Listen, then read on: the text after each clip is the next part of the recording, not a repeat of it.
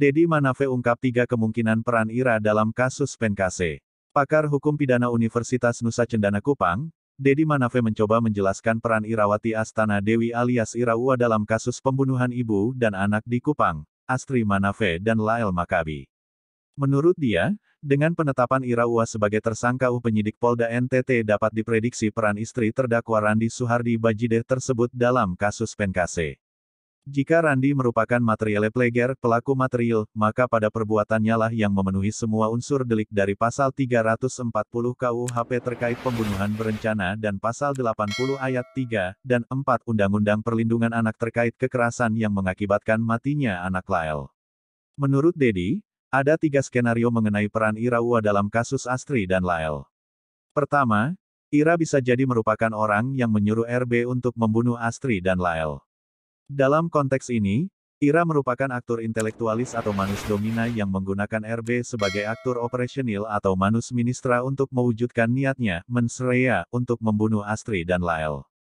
Jadi niat untuk membunuh itu datangnya dari IU, RB cuma mewujudkan niat tersebut, ujar Dedi. Menurut dia, agar peran ini terpenuhi maka dibutuhkan minimal 2 prasyarat. 1. Adanya relasi kuasa yang sedemikian rupa antara IU dengan RB, sehingga dengan relasi kuasa tersebut, IU mampu memaksa RB untuk memenuhi keinginannya itu. 2. Randi harus dalam posisi tidak ada alternatif lain, selain mematuhi kehendak IU untuk membunuh Astri dan Lael. Kedua, Ira bisa juga sebagai orang yang turut serta melakukan medepleger pembunuhan bersama RB terhadap Astri dan Lael. Bahwa perbuatan Ira hanya memenuhi sebagian unsur delik dari pasal yang dikenakan, namun tanpa peran Ira niat untuk membunuh Astri dan Lael tidak akan terlaksana. Dalam konteks ini, harus ada kerjasama yang erat head gesamen working antara Ira dan RB dalam merencanakan hingga mewujudkan niat mereka.